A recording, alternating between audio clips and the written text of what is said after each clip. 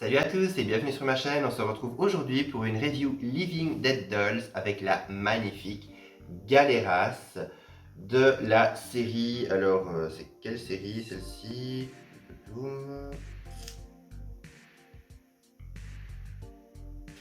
On n'a pas le numéro de la série. Ah si, la série 20. Voilà, c'est marqué juste là, mais comme c'est stylisé à mort, je ne la voyais pas. Où c'est pour les 20 ans? Je ne sais pas. Oui, parce qu'on a l'étiquette juste à côté, 20 ans de terreur, donc voilà.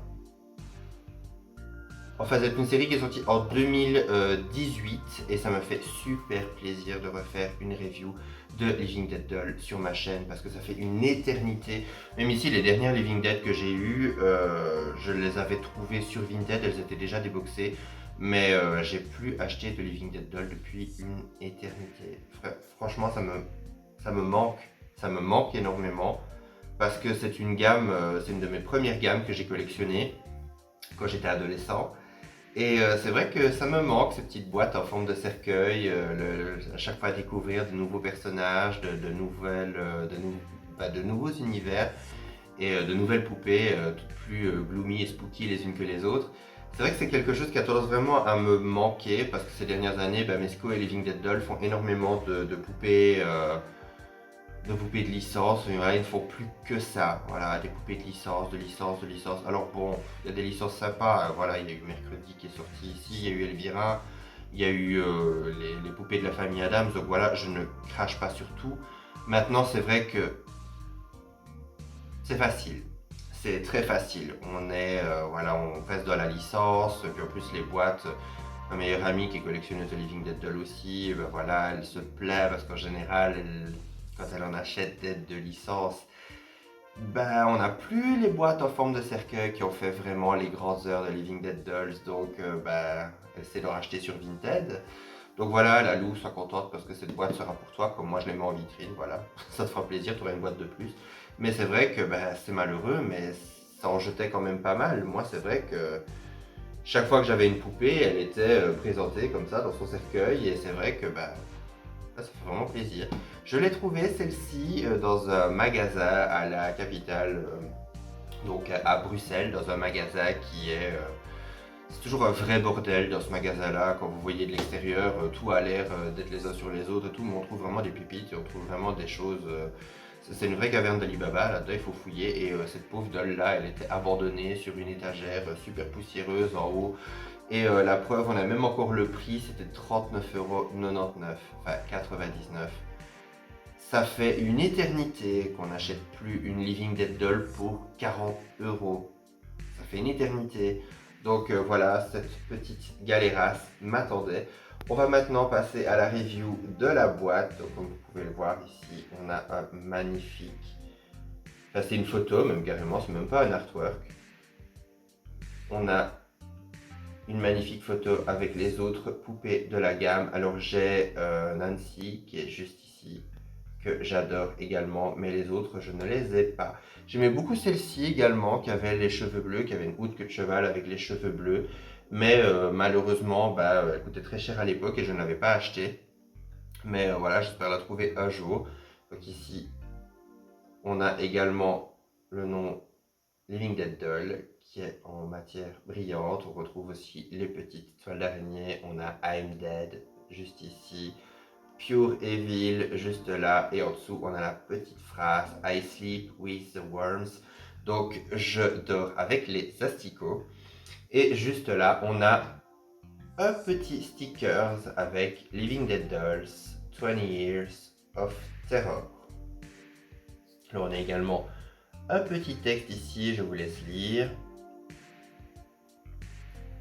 Et puis derrière, on a également voilà, Living Dead Dolls en brillant. Et puis ici derrière, c'est le couvercle. Donc quand vous l'enlevez ici, voilà, vous avez le couvercle pour pouvoir refermer le petit cercueil. Puis derrière, on a à nouveau Living Dead Dolls. On a également les silhouettes, un peu comme si c'était en négatif, avec des personnages assez connus de Living Dead Doll. On a une trace de sang. Et juste ici, au-dessus, voilà, vous avez les différentes petites phrases habituelles des cercueils des Living Dead Dolls. Alors ici, je vous dirais bien, on va passer à l'unboxing, mais je pense que c'est assez facile maintenant de les ouvrir. Alors, c'est quoi ça? Oui, à l'intérieur, on n'a rien du tout. Des fois, on a des fois, on a des petits dessins, mais là, on n'a rien du tout. Alors ici, c'est un plastique qui s'enlève comme un couvercle. Voilà. Et juste dedans, ben, vous pouvez voir qu'on a toujours le petit présentoir. Et puis on a un double plastique pour protéger la poupée, mais je ne pense pas que la poupée soit encore protégée. Voilà, ça s'enlève comme ceci. Hop. Et je ne pense pas que la poupée soit encore protégée par différentes fiches ou différentes attaches. Je pense qu'elle s'enlève comme ça et qu'elle est juste levée comme ça. On va regarder. Ah bah ouais. C'était plus comme ça les anciennes versions, hein. Regardez. Alors. Ah oui d'accord, il y a stickers. Enfin stickers. Un scotch plutôt.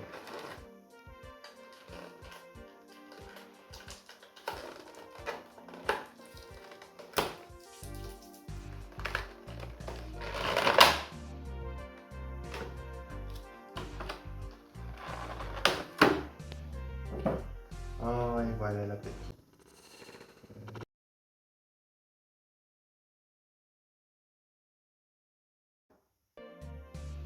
Qui vient de se casser la gueule.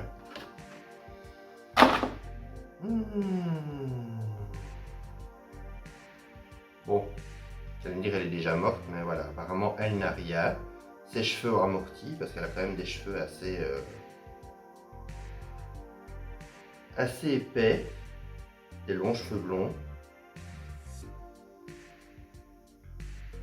Bon, heureusement la table n'est pas super lourde, parce que sinon ça a fait du bruit, parce que c'est les tables, les bêtes tables Ikea, mais sinon ça aurait été la cata. Alors comme vous pouvez la voir, elle est magnifique. Regardez-moi ça. Un petit chapeau en feutre, petit chapeau noir. Ah, ça fait tellement longtemps que j'ai pas eu une Living Dead Doll neuve, ça me fait vraiment bizarre.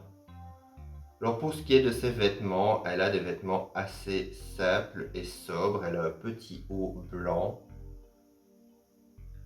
Voilà, et elle a une petite jupe dans le même tissu. Alors on peut voir qu'il y a des fleurs qui sont imprimées dedans.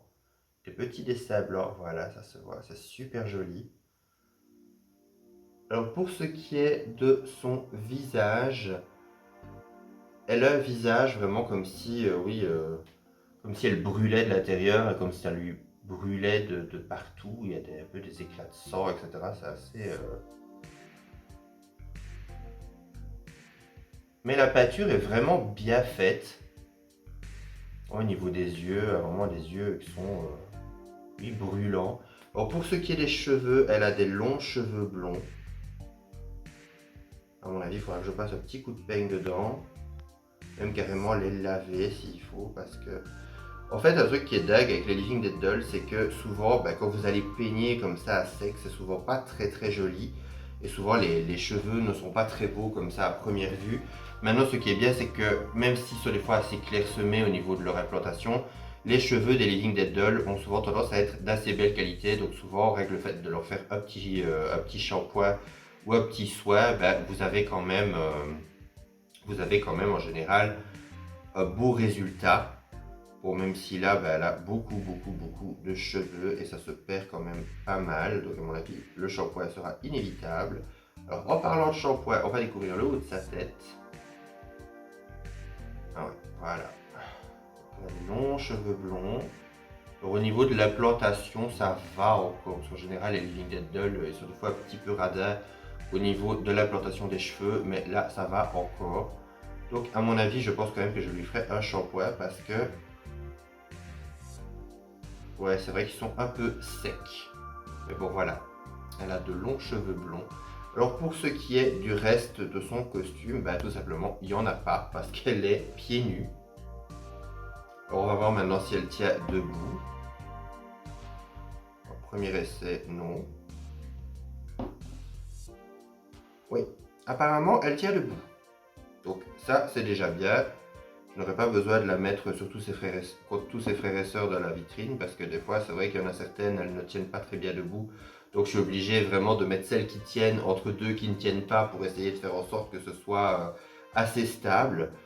Alors au niveau de la nécrologie, voilà, elle est juste collée ici derrière.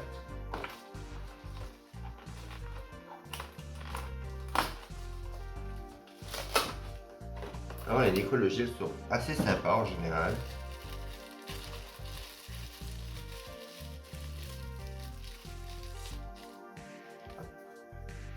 Voilà, ça se présente toujours comme ceci.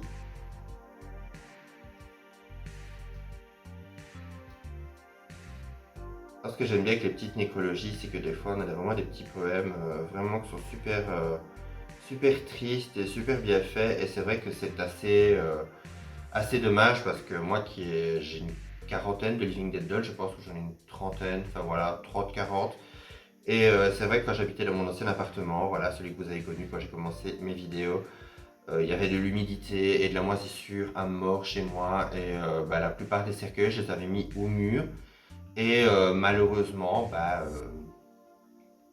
la plupart, ils ont pris l'humidité, ils sont complètement démolis avec le temps.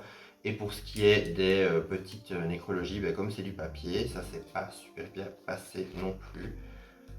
Alors voilà, est-ce qu'on a Galéras, certificat de décès. Voilà, je vais vous laisser lire le petit texte et voir à quoi ça ressemble.